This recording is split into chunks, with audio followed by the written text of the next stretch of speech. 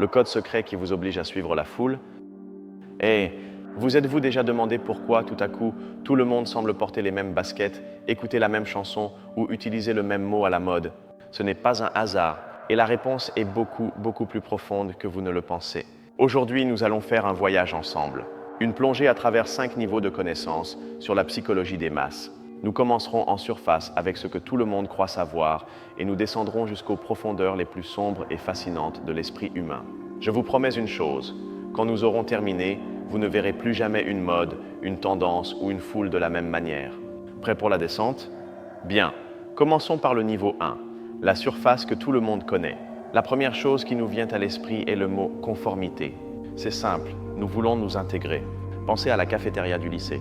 Vous voyez un groupe rire et vous vous approchez. Vous riez de leurs blagues même si vous ne les comprenez pas tout à fait. Ce n'est pas que vous soyez faux, c'est que votre cerveau est programmé pour rechercher l'acceptation du groupe. C'est l'instinct le plus fondamental de tous, faire partie de la tribu. Ensuite, il y a le cousin germain de la conformité, la preuve sociale. Et qu'est-ce que c'est? Imaginez que vous êtes dans une ville inconnue à la recherche d'un endroit pour dîner. Vous voyez 2 restaurants, un vide et un plein de monde. Dans lequel entrez-vous? Celui qui est plein, n'est-ce pas? Parce que votre cerveau vous murmure. Si tant de monde est là, c'est que ça doit être pour quelque chose. Ils en savent plus que toi. Nous utilisons les autres comme un raccourci mental pour prendre des décisions. Depuis quelle série regarder, jusqu'où investir? Et ce n'est pas nouveau. Pour comprendre d'où cela vient, nous devons voyager dans le temps. Imaginez nos ancêtres dans la savane africaine. Si vous voyiez tout votre clan s'enfuir soudainement, vous ne vous arrêtiez pas pour demander « Et pourquoi courons-nous » Vous couriez parce qu'il y avait probablement un lion à dents de sabre à proximité. Celui qui restait pour enquêter ne laissait pas de descendance. Suivre la masse n'était pas une option, c'était l'assurance vie de l'espèce. Cette panique de rester en arrière est gravée au fer rouge dans notre ADN. Et cet héritage évolutif a aujourd'hui un nom très moderne, FOMO, ou peur de manquer quelque chose, Fear of Missing Out. C'est cette anxiété que vous ressentez en voyant des photos d'une fête à laquelle vous n'êtes pas allé. C'est le moteur des éditions limitées et des tendances virales. Mais arrêtez-vous une seconde pour réfléchir. Pourquoi est-ce si important pour nous? Pourquoi quelque chose d'aussi trivial que ne pas avoir le dernier téléphone à la mode peut-il générer une angoisse si réelle et physique? Ce que nous venons de voir, la conformité, la preuve sociale, notre instinct de survie, n'est que la pointe de l'iceberg. C'est ce que tout le monde sait, l'explication facile que nous donnons lors d'une conversation autour d'un café. C'est le quoi de la question. Mais si c'est ce que nous voyons en surface, quel moteur secret la meuvent en dessous? Il est temps de plonger. Bienvenue au niveau 2. C'est là que les choses deviennent intéressantes. Vous vous souvenez que nous avons parlé de la conformité, de notre désir de nous intégrer? Eh bien, dans les années 50, un psychologue nommé Solomon Asch a mené une expérience incroyable. Il a mis une personne dans une pièce avec un groupe d'acteurs et leur a montré 2 cartes, l'une avec une ligne et l'autre avec 3 lignes de différentes tailles. La tâche était simple, dire laquelle des 3 lignes était identique à la première. Les acteurs délibérément ont commencé à donner la mauvaise réponse. Et que s'est-il passé? 75% des participants ont nié l'évidence de leurs propres yeux au moins une fois pour être d'accord avec le groupe. Ils ont nié la réalité pour ne pas être l'original. Ce n'est pas seulement vouloir s'intégrer, c'est un pouvoir capable de réécrire ce que nous voyons. Cela nous amène à une règle invisible que notre cerveau suit, l'influence sociale informative. Ça sonne technique, mais c'est super simple. C'est ce que votre cerveau fait quand il n'est pas sûr de quelque chose. Imaginez qu'il y ait une urgence dans un centre commercial. Si tout le monde court vers la sortie A, vous courez vers la sortie A. Non pas parce que vous voulez être comme eux, mais parce que votre cerveau suppose qu'ils ont des informations que vous n'avez pas.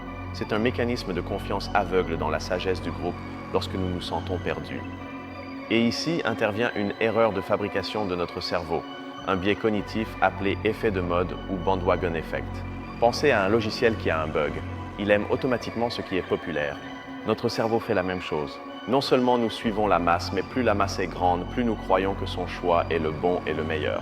C'est un cercle vicieux. La popularité génère une croyance en la qualité, ce qui à son tour génère plus de popularité. Cela a des racines anthropologiques très profondes. Pensons aux rituels des tribus anciennes. Pourquoi dansaient-ils et chantaient-ils ensemble pendant des heures, se mouvant au même rythme? Parce que la synchronisation corporelle crée un sentiment de fusion. Les limites du moi se dissolvent et vous vous sentez partie de quelque chose de plus grand. Ce sentiment est incroyablement puissant. Aujourd'hui, cette même explosion de connexion est ressentie lors d'un concert, quand des milliers de personnes chantent la même chanson, ou dans un stade, quand votre équipe marque un but. C'est le même écho d'un rituel millénaire. Alors pourquoi tous ces mécanismes existent-ils? Parce qu'ils répondent à l'un de nos besoins les plus fondamentaux, l'appartenance. Nous ne suivons pas les masses parce que nous sommes faibles ou stupides. Nous le faisons parce que l'isolement est, pour notre cerveau primitif, une sentence de mort. Ces mécanismes sont la solution que l'évolution a trouvée pour nous maintenir en sécurité, connectés et membres d'une communauté qui nous protège. Et le dernier rouage de ce niveau change les règles du jeu. C'est l'idée originale de mème du biologiste Richard Dawkins. Oubliez les mèmes d'Internet. Un mème est une unité de culture, une idée, une mélodie, une mode, qui se réplique et se propage de cerveau en cerveau comme un virus. Et c'est la clé. Peut-être ne sommes-nous pas ceux qui choisissent de suivre la mode. Peut-être sont les idées les plus contagieuses qui nous utilisent, nous les humains, comme véhicules pour se répliquer et survivre. Soudain, nous ne sommes plus les protagonistes de l'histoire. En comprenant ces rouages, les expériences, les biais, les mèmes, nous cessons d'être de simples marionnettes. Nous commençons à voir les fils. Comprendre ces mécanismes cachés nous donne non seulement des connaissances sur le sujet, mais aussi du pouvoir sur nous-mêmes. Mais si vous pensiez que tout était clair, préparez-vous, car c'est là que l'histoire devient un véritable chaos. Il est temps de descendre au niveau 3. Bienvenue dans le chaos de la réalité. Première grande controverse. Sommes-nous des individus ou sommes-nous un collectif? D'un côté, surtout dans la culture occidentale, on nous vend l'idée de l'individu unique, du penseur indépendant qui lutte contre la pression sociale. D'un autre côté, de nombreuses cultures et psychologues affirment que c'est une fantaisie, que nous sommes des êtres fondamentalement sociaux et que l'idée d'un moi séparé du groupe est la véritable illusion. Qui a raison? Il n'y a pas de réponse facile. Maintenant, un secret. Connaissez-vous le mythe du rebelle solitaire qui change le monde? Le génie qui s'enferme dans son garage et sort avec une idée qui révolutionne tout. Eh bien, c'est faux. C'est un mythe que nous adorons parce qu'il nourrit notre ego. La réalité est que tous les grands innovateurs, des artistes aux scientifiques, se sont appuyés sur le travail de milliers de personnes avant eux et étaient immergés dans une conversation collective. Nous croyons aux héros solitaires parce qu'ils nous donnent l'espoir que nous, seuls, pouvons être extraordinaires. Et voici un paradoxe qui vous fera exploser la tête, le paradoxe de l'innovateur. Pour être cool ou se démarquer, il faut faire quelque chose de différent de la masse. Mais au moment où vous réussissez et que les gens commencent à vous imiter pour être différents, comme vous, cette différence devient la nouvelle norme.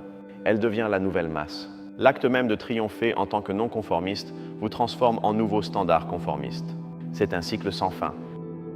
Et maintenant, soyons critiques. Pensons à tout le marketing et la publicité. Ils savent parfaitement comment fonctionnent ces mécanismes. Notre peur de l'isolement, notre besoin d'appartenance, et ils les utilisent pour nous vendre des choses. La question est, est-ce éthique? Utiliser ces ressorts psychologiques si profonds pour générer un désir artificiel pour un produit, est-ce de la persuasion ou de la manipulation? Où est-ce la ligne? Même notre façon de voir la foule a changé avec le temps. Au XIXe siècle, des penseurs comme Gustave Le Bon voyèrent la masse comme un monstre irrationnel et dangereux, une bête qui annulait l'intelligence individuelle. Aujourd'hui, nous parlons de la sagesse des foules, de la façon dont l'intelligence collective peut résoudre des problèmes qu'aucun expert ne pourrait résoudre seul. Le même phénomène vu comme un démon et comme un génie à différentes époques. Tout cela nous amène à un dilemme central de la condition humaine. Nous passons toute notre vie pris entre deux forces opposées.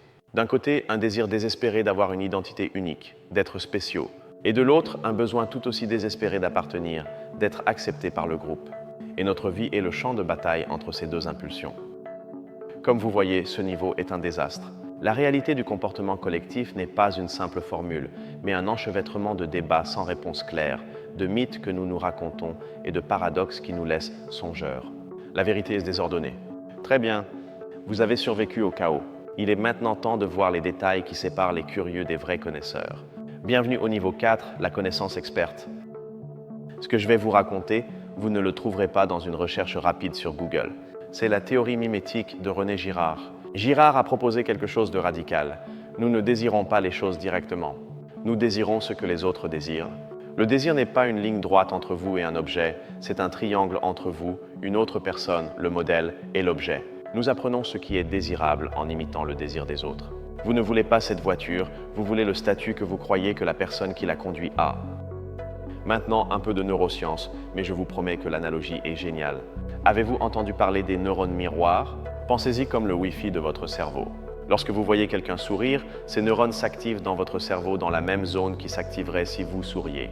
Elles vous permettent de ressentir, et non seulement de comprendre, ce que les autres ressentent. Elles sont le matériel biologique de l'empathie et la raison pour laquelle les émotions sont si contagieuses dans une foule. Littéralement, nous ressentons en groupe. Et parlons d'un héros oublié. Tout le monde connaît les grands sociologues, mais peu Gabriel Tarde. À la fin du 19e siècle, Tarde a eu une idée révolutionnaire qui a été éclipsée par ses rivaux, que la société entière n'est rien d'autre qu'un gigantesque système d'imitation qui se croise. Il a dit que tout, du langage au crime, se propage par imitation. Il a été un pionnier absolu dans la façon de penser la viralité des idées, bien avant l'existence d'Internet. Un véritable architecte secret de ce domaine. Maintenant, une théorie rebelle qui bouleverse tout. C'est la théorie de la complexité et de l'émergence. Elle soutient que les grandes tendances et les comportements de masse n'ont pas besoin d'un leader ou d'un influenceur pour démarrer.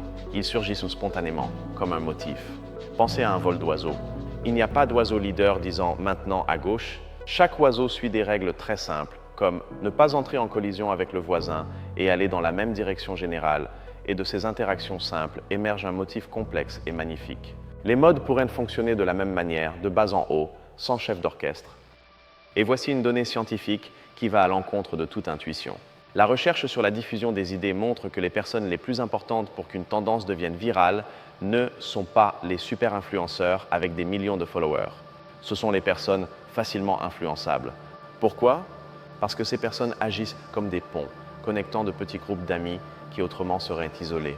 C'est votre ami qui est toujours partant pour tout et qui, sans le savoir, a le pouvoir de faire exploser quelque chose. Et maintenant, le moment Eureka qui relie tout, c'est un concept appelé modèle de seuil.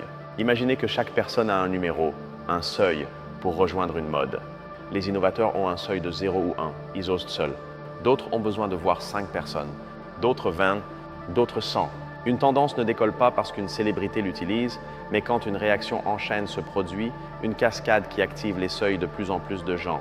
Cela unit l'idée des innovateurs, l'émergence de motifs et la preuve sociale en une seule explication élégante. Atteindre ce niveau de détail n'est pas seulement pour accumuler des données. C'est pour obtenir une vision du monde plus riche, plus complexe et finalement plus authentique. C'est voir la texture fine de la réalité sociale. Nous avons atteint la limite de ce qui est connu. Oserez-vous regarder au-delà, vers la dernière frontière? Il est temps de spéculer. Bienvenue au niveau 5. Regardons vers l'avenir. Comment tout cela va-t-il changer avec l'intelligence artificielle et la réalité virtuelle? Imaginez des algorithmes qui connaissent nos seuils d'imitation et nos biais mieux que nous-mêmes, créant des tendances personnalisées pour nous manipuler à une échelle jamais vue. Ou pensez à des mondes virtuels où les expériences collectives, les rituels numériques, seront si intenses qu'ils effaceront la ligne entre notre identité réelle et notre avatar de la ruche. Et maintenant, la question la plus profonde à laquelle la science, à ce jour, ne peut répondre. Si nos désirs, nos croyances et même nos émotions les plus intimes sont si façonnés par la contagion sociale, par ce que nous voyons chez les autres, un moi authentique existe-t-il vraiment? Où sommes-nous au fond une mosaïque, un écho des personnes qui nous entourent? Où finissent les autres et où commencez-vous? Cela nous amène à une implication philosophique qui peut vous faire exploser la tête. Et si la conscience n'était pas un phénomène purement individuel? Et si notre conscience individuelle n'était qu'un nœud, un terminal d'accès à une conscience collective de l'espèce, une sorte d'esprit de ruche qui opère à travers le langage, la culture et les idées que nous partageons? Peut-être que le véritable organisme pensant n'est pas vous, mais l'humanité. Et nous ne sommes que ces cellules. Comprendre en profondeur la psychologie des masses pourrait être la clé de notre survie. Des problèmes comme le changement climatique ou une pandémie mondiale sont des problèmes d'action collective. Si nous apprenons à initier des cascades globales de comportements coopératifs, à pousser doucement l'humanité dans la bonne direction, nous pourrions résoudre les plus grands défis de notre époque. Maîtriser cela, c'est maîtriser notre avenir. Et voici la dernière idée, la plus grande de toutes. Dans l'univers, les choses ont tendance à s'unir pour former des structures plus complexes. Les atomes forment des molécules, les molécules forment des cellules, les cellules forment des organismes. Et si notre irrésistible impulsion à former des groupes, des sociétés et maintenant un réseau global interconnecté n'était pas seulement une bizarrerie psychologique? Et si c'était le reflet d'une loi fondamentale du cosmos? Peut-être qu'en suivant la masse, nous ne suivons pas une simple mode. Nous obéissons, sans le savoir, à un modèle d'organisation tissé dans le tissu même de l'univers.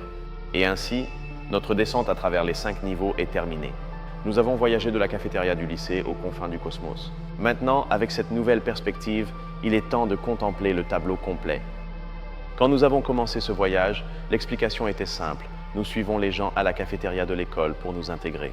C'était une question de conformité. Et maintenant, regardez où nous en sommes. À l'idée que notre comportement collectif pourrait être un écho des lois fondamentales qui organisent l'univers. Nous sommes passés de la psychologie de lycée à la physique cosmique. Nous avons transformé une simple question sur les baskets à la mode en une méditation sur la nature de la conscience et notre place dans l'univers. Ça, c'est la beauté de demander pourquoi. Maintenant, c'est à votre tour. De tout ce voyage, des expériences psychologiques à la spéculation cosmique, quelle idée vous a le plus marqué ou le plus stupéfié? J'ai hâte de le savoir.